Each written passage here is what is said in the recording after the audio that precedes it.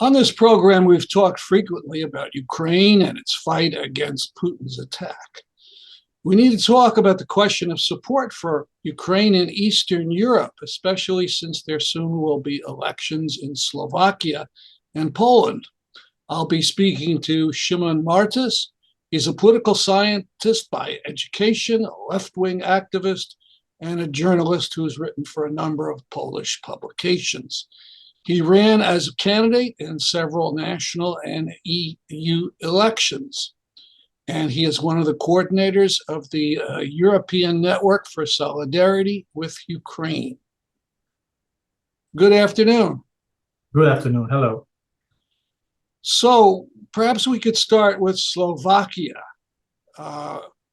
There's an election coming up, and I don't know much about it, but there's articles saying that a former prime minister, a so-called populist, may come in, and he has vowed not to send a single bullet to Ukraine. Yeah. I think it's now, apart from Hungary, it may be the weakest, let's call it the weakest element in the European Union if Robert Fico, the candidate you are talking about, will win the elections. Maybe let's say a few words more about the whole political spectrum in Slovakia, to give you a brief overview how it looks like. The main party which will probably win the elections is named Smer, Social Democracy. Smer in Slovakian means, in English we can say direction. It's a so-called social democratic party, but it tends to be a very much more populist, and their approach is, let's say, more eclectic in political terms. Let's just recall the fact that they had 3 previous cabinets with a Smer party in it, except one term when Smer was just the only party, the only ruling party. They had coalitions. The first coalition was with the Slovak National Party, which was and is still extreme nationalist party, and with Hazardous party, which was more like a conservative one. And after the third government of Smer was a little bit different, but also, let's say, more eclectic, with Most Hit, a party which is one of the ethnic Hungarian minority parties, and with a party called Siet, which would be a more conservative one. So you can clearly see that they, apart from the fact they call themselves social democrats, they have very different attitude towards more of the social democratic parties in Europe. Let's just say that when the first government of Fico was in power and they were in the government with the nationalists, they were excluded from the Party of European Socialists, and that's when we've Well, let me emphasize that they were excluded from a group of socialist parties. Of the social it's called the Party of European Socialists, but it's mostly, in terms of politics, it's social democratic parties that are in it. Yeah, it was excluded, and of course, then we have the problem with Slovakian politics in general is that most of the center right parties are quite openly pro-Ukrainian. The government now was clearly very pro-Ukrainian, and it was mostly made up with center-right conservative liberal parties, and the rest of the political spectrum is either very openly pro-Russian, like Smer party, but also 2 extreme and really extreme right-wing parties, because we are talking about parties that are almost openly neo-Nazi, because they are coming from the tradition which sees the Second Slovak Republic under the presidency of priest Josef Tiso as their heritage, as the political heritage. So we are talking about one of the party, the breakaway party called Republic, will probably enter parliament, and they might be, they are seen by as many, as a potential coalition partner for the Smer party. We also have a split. So this Social Democratic Party might ally with a neo-Nazi party. That's possible. Amazing. That's possible. Okay. Yes, it's amazing, and it shows that Slovakian politics is quite complicated. We can recall a different government made by the HZDS, the Conservative Party, with also the extreme or radical left at some point in Slovakian history. So this kind of a very eclectic political alliances are nothing new in Slovakian politics. But there's also the party called the Alliance for our Slovenia, our Slovakia, which the Republic Party, I've said before, is a split. The polls show probably they won't enter the parliament, but we'll see. And on the other side, we have also a group of this center-right parties. Again, most of them will probably won't enter parliament. Many voters will probably vote for the biggest one of them, the centrist group called Progresívne Slovensko, Progressive Slovakia, which is allied with the woman president of Slovakia, Zuzana Čaputová, and is seen as the most, effective probably for the voters who are not on this pro-Russian side. So they will probably enter parliament. And just to say, they have one MP now, and they will probably have many more after the elections. And there is also a splinter party from Smer. It's called Hlas, voice in English. And they're very ambivalent on Ukraine. They don't say much about Ukraine, so we don't really know what's their idea. They're not like pro-Russian maybe as Smer is, but they don't like too much to talk about Ukraine. So I don't think they will be much more. Their politics will be much more pro-Ukrainian than this center-right government that will definitely lose elections. I mean, the parties that are supporting it now will lose elections. So there is a real possibility that there'll be a big change in Slovakia in terms of Ukraine, with Smer getting in by itself or with allies.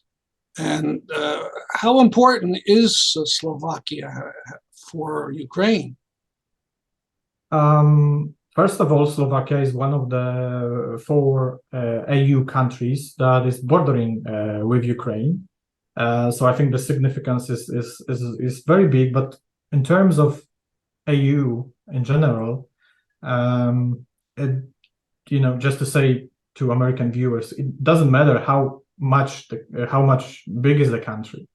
They all have equal voices. So Orban will probably, we don't know for sure, but probably will have an ally in his openly pro-Russian politics in the EU, and it's something new. There was some people were afraid that Italy might go that way, but even the quite radical right, rather Italians, the ruling party now, they actually changed their attitude towards Ukraine to a very pro-Ukrainian. There are 2 smaller parties in that coalition who are maybe were seen as more pro-Russian, but they don't seem to use that rhetoric anymore. So I don't think it will happen in Slovakia. I mean, the rhetoric in the election campaign is one thing, but I think Robert Fico is actually anti-Ukraine, and we might expect that that he will join Orban in this politics. So we'll have a center-right pro-Russian politics in power, and probably one, at least in name, let's say in name only, a center-left politician in power who will be openly pro-Russian. And when you say Orban, you're talking about the ruler, the authoritarian ruler Yes, of Hungary. Yes, I'm talking about Viktor Orban from Hungary, the Prime Minister of Hungary. Okay.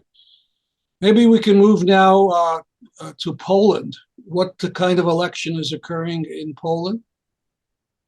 We have a parliamentary election. The elections in Slovakia will be this month. It will be the end of October, the 30th of October, of September.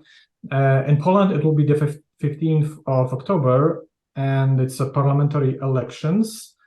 In terms of Ukraine and the politics toward Ukraine, maybe it won't change much, because maybe I will say more later how the politics towards Ukraine looks throughout the political spectrum in Poland. But there are two, I would say, meaningful things in this election campaign that are connected to Ukraine. First is the rise of the far right. There is a far right party called, in Polish it's called Konfederacja. It means a confederation in English. It's more like it's not a coalition even. It's like a technical party made of at least three groups. One is like typical nationalists called Ruch Narodowy, the National Movement. The second one is called more like a libertarian, conservative libertarian party, which is called New Hope, Nowa Nadzieja in Polish. And the third one is more like a extreme Catholic monarchist party, which is called Korona. It means a crown in English. And so you can see it's a variety of the extreme right that join forces. Wait, if I may, a monarchist party? When's the last time Poland had a monarchy? Oh, a long time ago. if we count the Russian Tsar as a Polish, and some do as a Polish monarch, then the beginning of the 20th century. But in general, it's the 80th century. So okay, I apologize. I interrupted, but I was kind of no. It is shocking. The leader of that party, Grzegorz Braun, is actually very let's say specific person. He uses, for example, when we in Poland, when we say good morning or good evening, we say dzień dobry, for example. That's good morning, and he doesn't use that term. He used this very religious term, szczęść Boże, like something like German grüß Gott. Even like extreme Catholics don't use it on a daily basis, and he does, like with everyone. And that's just to give you a glimpse how much he believes in this kind of conservative monarchist discourse. And he's also anti-vaccine. That most of the elements of this Konfederacja party are actually anti-vaccine, anti-COVID vaccine. Very much, they were strongly anti-lockdown during the days of the lockdown. So it's a typical, let's say now it's a very typical party of the extreme right that exists now in Europe, and it's gaining ground.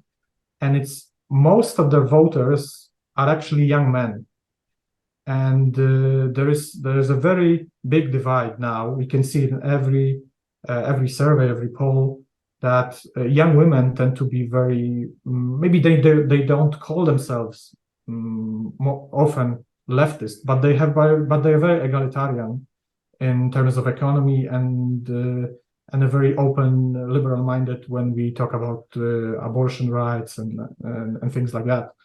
And many young men, when I say young, I mean like in their 20s, in their 30s. The younger ones are more, the gap doesn't exist. Most of the younger voters, younger than this, are actually very leftist in terms of what their political stance is. But those like men in their 20s, in their 30s are very, very open to this discourse that Konfederacja gives them. Like, it should be like it was in the beginning of the 20th century. Men should be the superior. There should be no taxes, or taxes should be very limited. So that's the discourse they use. And in terms of Ukraine, it is interesting because Konfederacja is quite divided on Ukraine.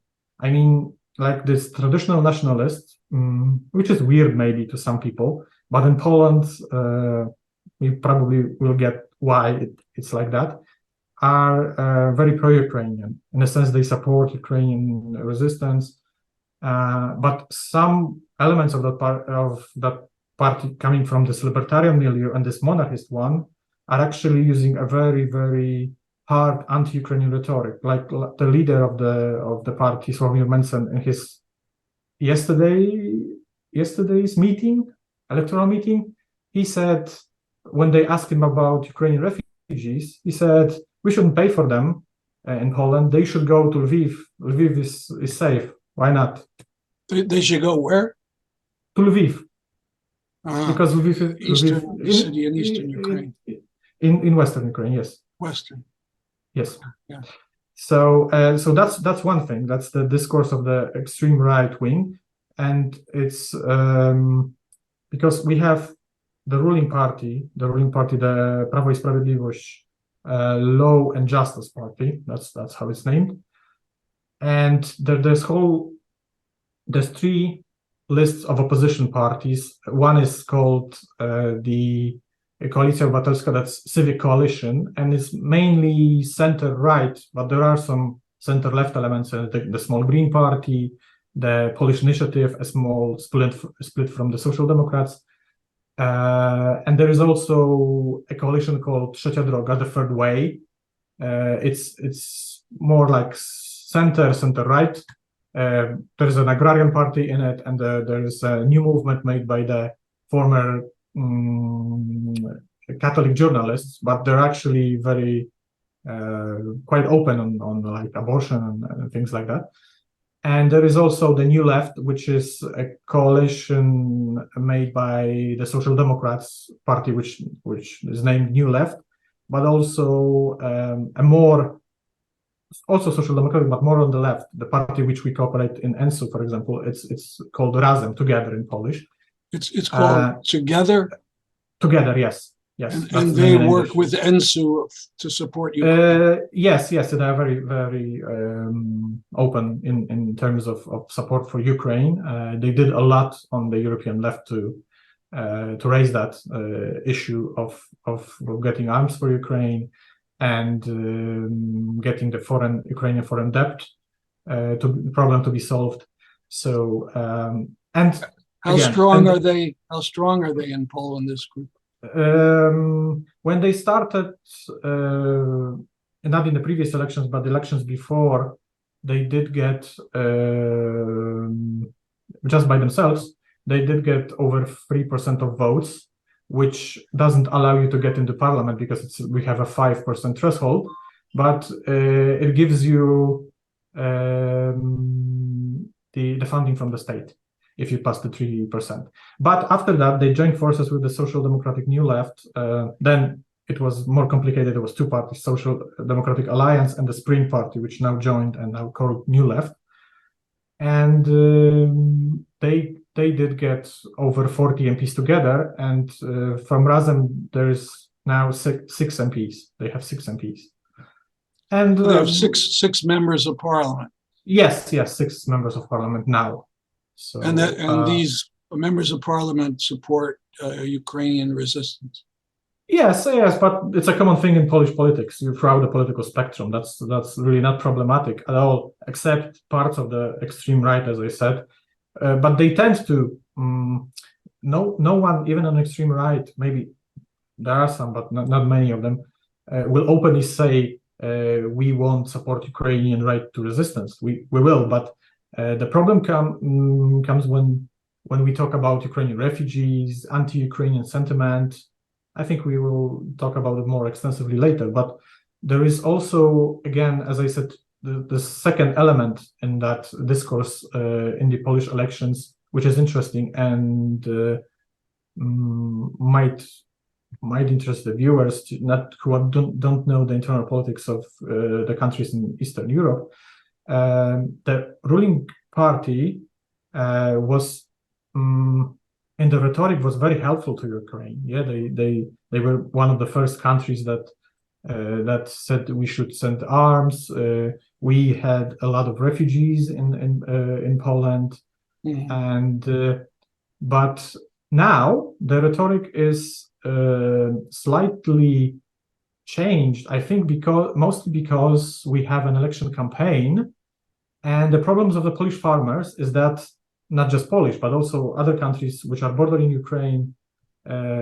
Is the same problem with Romania, in Slovakia, in Hungary, and also in Bulgaria, because as we know, the situation with the Ukrainian grain, which is blocked, so it goes through the territories of the bordering countries, and then is being sent to mostly to the global south.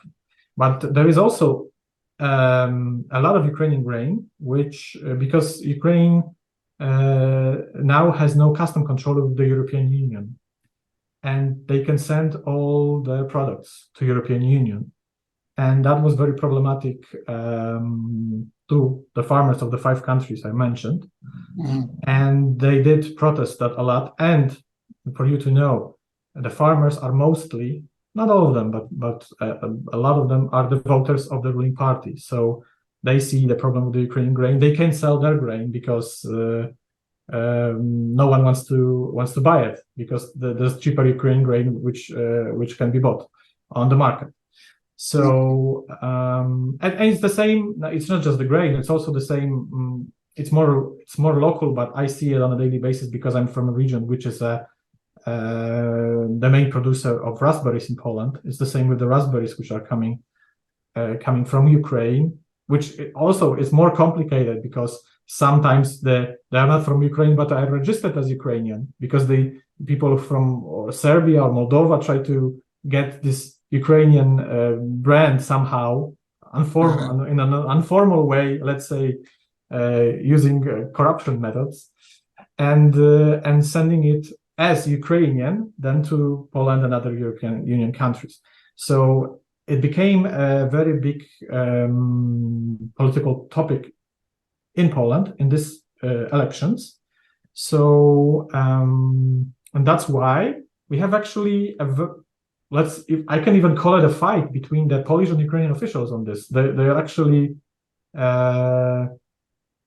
You're saying there's a fight within the Polish law and justice officials?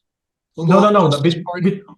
Between the Polish and the Ukrainian officials on this issue. I'm sorry. Ukrainian, maybe I didn't, say it as loud as I should. And even we came to the moment that actually there is an unofficial, but one of the main Polish news outlets on it was writing about it, so I think it's true. And that is an official ban for Ukrainian MPs to enter Polish territory because of this grain issue, and they're fighting over it. And yesterday or 2 days ago,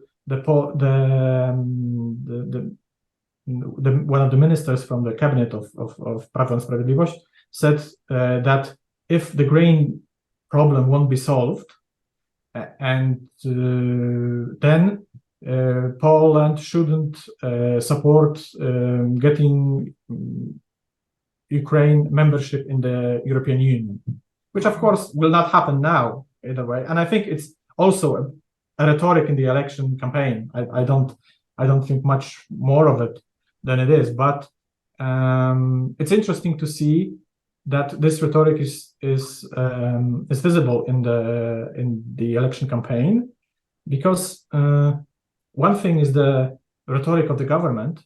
It's the same as with the COVID measures. Like we had very strict COVID measures, which I supported. I think it was very good, but especially voters of the ruling party were against it. That was the funny thing. Their government was implementing it, and they were very much. They were the only segment of the electorate that was mostly against it. Of course, the extreme right was more against it. But when we say about the main political parties, it was actually their voter base, and it's the same with Ukraine. They are very. We are very open to sending arms. We are very open to hosting Ukrainian refugees. But on the other hand, we will have these fights over grain, over raspberries, over chickens. There's also poultry, all that stuff is as well. It's the same problem, and so it's also this historic problems with Ukrainian and with Polish colonialism, but most Polish don't view it as a Polish colonialism against Ukraine. But we are a colonial state towards Ukraine for many decades, for many centuries, and there's also this historic discourse against Ukrainian nationalism in Poland, because not because Polish people hate nationalism, but unfortunately, but because Polish people were most of the victims of the Ukrainian nationalism, because we are, we border each other and we had a common history for ages. Decades and Well, this is all very interesting, and it's complicated. Everything gets complicated. There's all kinds of issues involved. Let's close, if we could talk about NATO just for a little bit.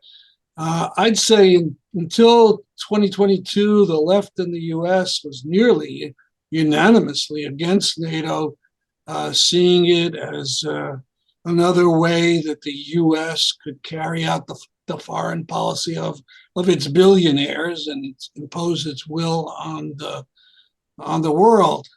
But what do people in Eastern Europe, who will also see a Russian imperialism, what do they think of NATO? Mm-hmm. Let's start with this, that I come from a very anti-NATO political milieu.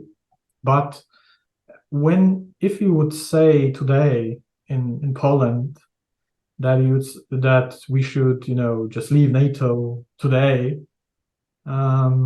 let's say that if someone laughed would be the best option you can really get. The problem is, again, it's also visible on the left, I would say. I see it on every discussion that we have on controversial topics. I've seen it in the discussion when we had the discussion on the cluster munition, that very much, of course, it's not 50-50, but basically there is a deep divide between the let's say the Western left. When I mean Western, I mean Western European, but also American left, and the one from Eastern Europe. And I think we can be anti-NATO, but also see that leaving NATO for countries, like let's say Lithuania, Latvia, or Estonia, today would be a suicide. Nothing else, just a suicide. You can, from San Francisco, from Washington, from New York, you can have probably good intentions, but it's the same as, I guess, I think we can compare it, just to give you my view on this situation. Like, the Latin American countries are the victims of American imperialism, and we in Eastern Europe, historically, but as you can see in Ukraine today, not only historically, we were and are victims of Russian imperialism. So if we would have a realistic way of dealing with the problem, NATO wouldn't be so interesting for most of Eastern Europeans. But it is now, because there is no other way. We can, we see what's happening in Ukraine. We see the situation in Moldova. We see that countries which are outside of NATO and are close to us, and they can get closer because we are bordering with them, or they are very, very, very close. are victims of, literally victims of Russian imperialism in the worst sense, not just, political maneuvers, but plain war. So, and also one thing I just want to mention, that I think also as leftists, we can be, and we should be, if we come from this anti-NATO background, anti-NATO ourselves, but also see that there is a possibility for Ukraine, if they choose so, to be a member of any kind of political or military alliance they want, if they choose, and other countries as well. We should remember that actually, apart from that completely weird discourse that it's NATO's fault that war started, it's actually now we see that NATO is expanding thanks to Russia's invasion. NATO is expanding, you say? Yes, Finland joined after the Russian invasion, and Sweden will join sooner or later. We are just waiting for the decision of the Turkish and Hungarian parliaments, so I think it will happen sooner or later. And also, there is also one more thing very much connected to NATO that I hear in the campus, or is this, I call it false pacifist milieus many times, that that NATO is trying to some kind in some way to join the war, to attack Russia, and we had clearly few situations that showed that this is not just false; it's just a lie. That people who say that it's going to happen are just lying, because we had at least 3 drones that landed in Romania. What did the Romanian government, if they wanted to attack, Russia for that, they would do that. But everyone. Let's point out to our viewers, Romania is part of NATO. Is part of NATO, yes. Okay. Yes. So, and it didn't end up with anything really. And it's not just Romania. We remember the situation with the, I don't know, maybe some of your viewers remember the situation in Przechodów, in my region, where I live in Poland, in the region called Lubelszczyzna, which is bordering Ukraine, which actually a Ukrainian defense missile rocket landed in the Polish territory, but it wouldn't landed in the Polish territory if the Russians wouldn't attack Ukraine, and they wouldn't use the defense missiles to protect themselves, and the trajectory of the missile just changed and it landed on the Polish territory. There are several situations where the Belarusian border guards cross the Polish territory. We have that on film, when the Belarusian helicopter crossed the Polish territory. So if NATO wanted to invade, it would invade. It doesn't mean NATO is good, but it means in this particular conflict, it doesn't, and gladly so, it doesn't want to intervene.